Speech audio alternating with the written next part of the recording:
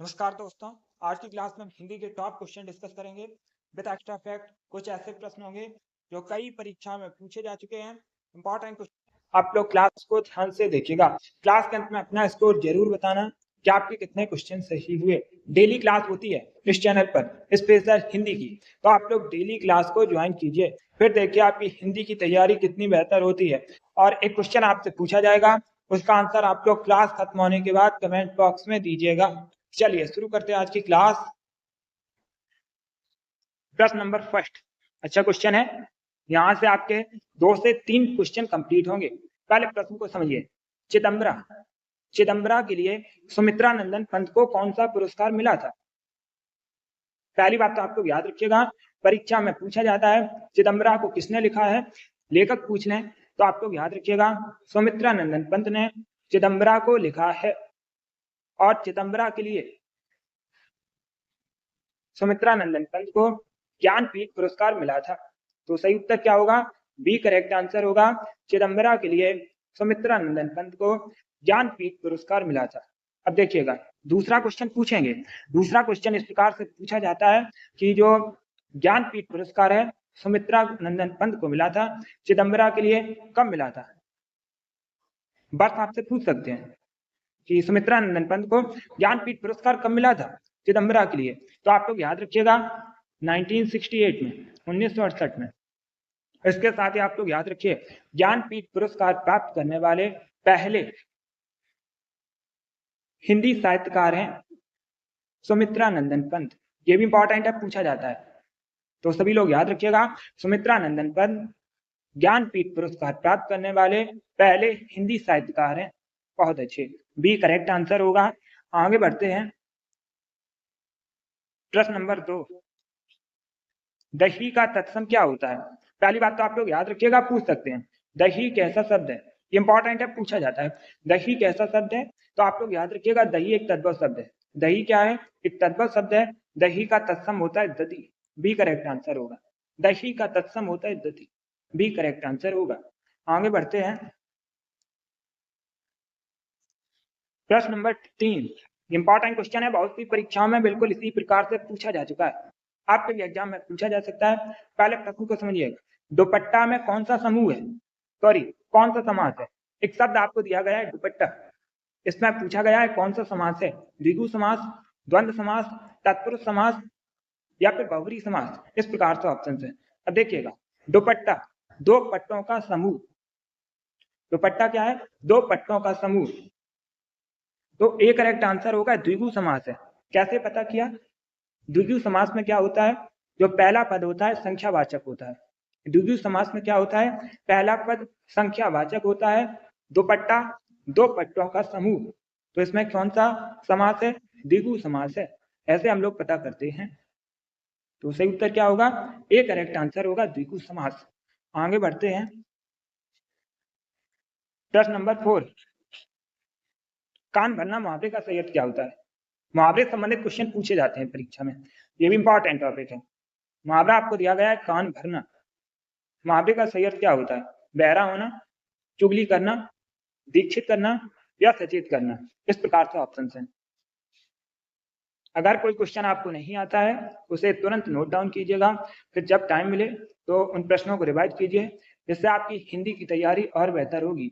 सही उत्तर option number B होगा, चुगली करना, बी करेक्ट आंसर होगा।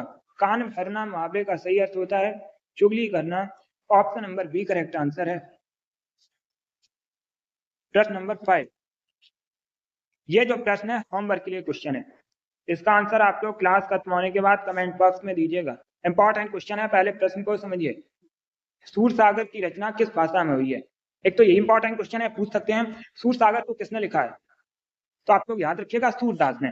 सूरसागर को किसने लिखा? इंपॉर्टेंट है, सभी लोग याद रखिएगा सूरदास ने सूरसागर को लिखा है। किस भाषा में लिखा है? इसका आंसर आप लोग क्लास खत्म होने के बाद कमेंट बॉक्स में दीजिएगा।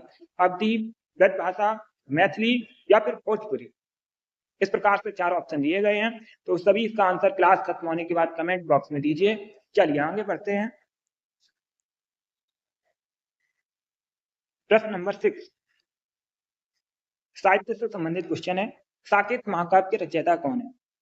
पूछा गया है साकेत महाकाव्य को किसने लिखा है? मैथिली सरल गुप्त ने, जयशंकर प्रसाद ने, सूर्यकांत त्रिपाठी निराला ने, या फिर अयोध्या सिंह उपाध्याय ने। इस प्रकार से ऑप्शन हैं। तो सही उत्तर ऑप्शन नंबर ए होगा, मैथिली सरल गुप्त करेक्ट आंसर होगा। साकेत को लिखा है मैथिली सरल गुप्त ने, ए करेक्ट आंसर होगा। प्रश्न नंबर 7 ब्लॉम सबसे संबंधित क्वेश्चन है। अल्पज्ञ का ब्लॉम क्या होता है? अल्पज्ञ का ब्लॉम पूछा गया है। सर्वज्ञ, अज्ञ, अभिज्ञ या फिर कृतज्ञ। तो सही उत्तर ऑप्शन नंबर ए होगा, सर्वज्ञ करेक्ट आंसर होगा। अल्पज्ञ का ब्लॉम होता है सर्वज्ञ, ए करेक्ट आंसर होगा। बहुत अच्छे। प्रश्न नंबर 8 कलम का सिपाही किसे कहा जाता है? निराला को, मुंशी प्रेमचंद को, प्रसाद को या फिर पंत को। इस प्रकार से ऑप्शन हैं। डेली सभी लोग क्लास को ज्वाइन कीजिएगा।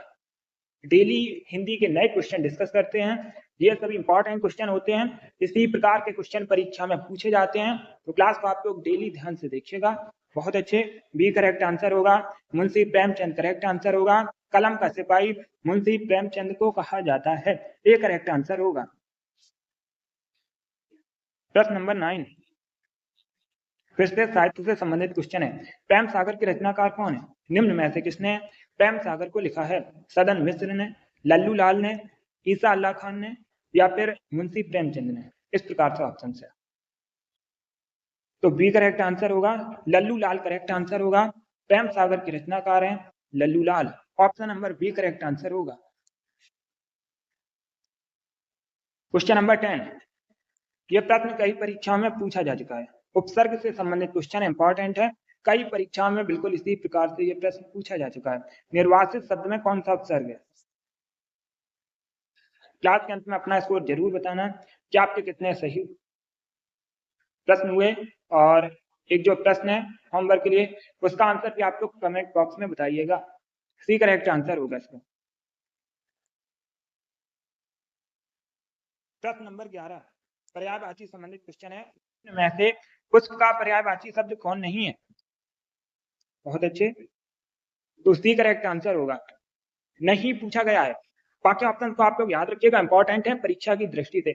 आपसे पूछ सकते हैं सुमन किसका पर्यायवाची शब्द है? तो आप लोग याद रखिएगा सुमन पुष्प फूल का पर्यायवाची शब्द है। कुसुम आप लोग याद रखिएगा पुष्प फूल का पर्यायवाची शब्द है। प्रसून आप लोग याद रखिएगा पुष्प फूल का पर्यायवाची शब्द है। तो सी करेक्ट आंसर होगा। प्रश्न नंबर 12 ये भी अच्छा प्रश्न है। शायद आज वर्षा हो मैं कौन सा काल है? काल पूछा गया है। एक वाक्य आपको दिया गया है, शायद आज वर्षा हो। इस वाक्य में कौन सा काल है? सामान्य भविष्य, संभाव्य भविष्य, आसन्न भूत या फिर अपूर्व वर्तमान। इस प्रकार से ऑप्शन है। अब देखिए पहले वाक्य को समझिएगा। शायद मतलब संभाव्य, वर्षा हो आज, तो बी करेक्ट आंसर होगा। संभाव्य भविष्य आप लोग याद रखिएगा, शायद आज वर्षा हो, वाक्य में काल पूछा गया है, तो बी करेक्ट आंसर होगा संभाव्य भविष्य। बहुत अच्छे। प्रश्न नंबर 13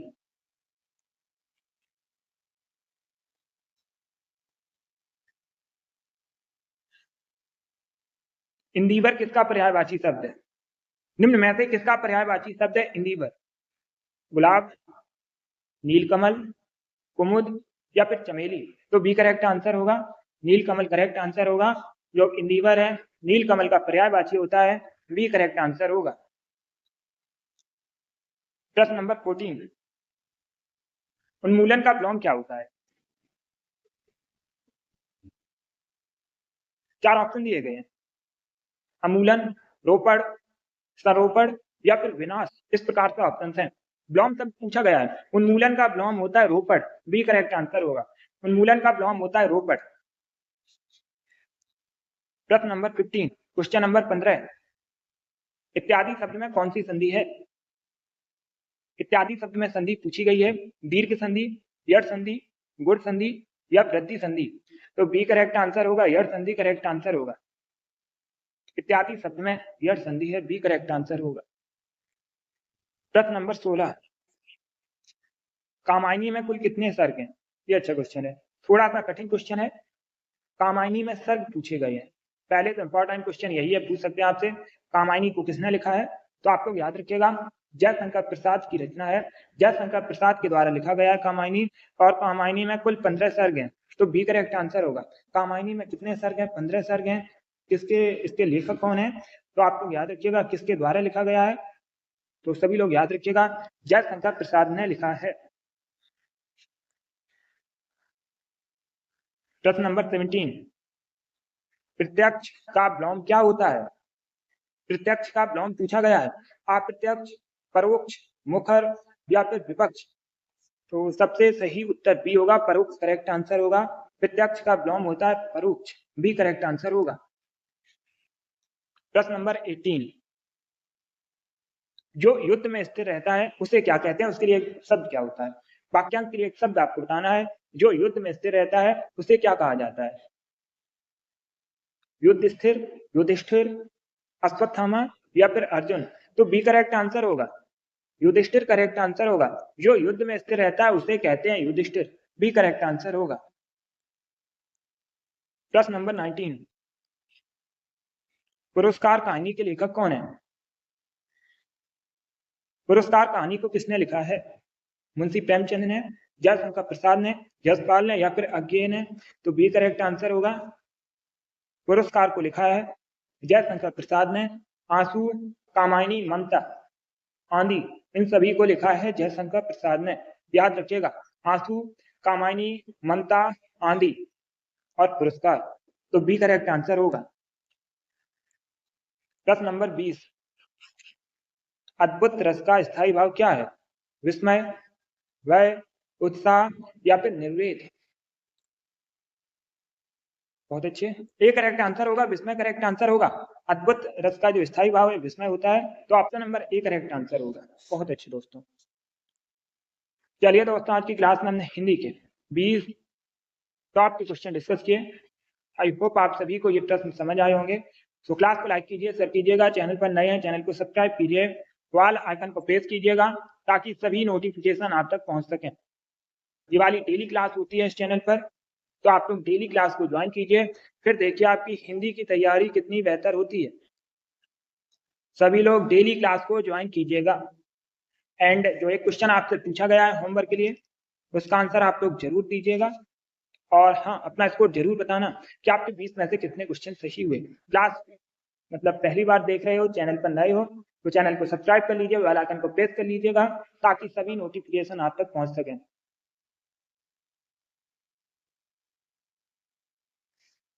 और क्लास को भी लाइक करिएगा। चलिए, इसी के साथ मैं आपको मिलूंगा अगली क्लास में। Thank you guys, thank you for watching.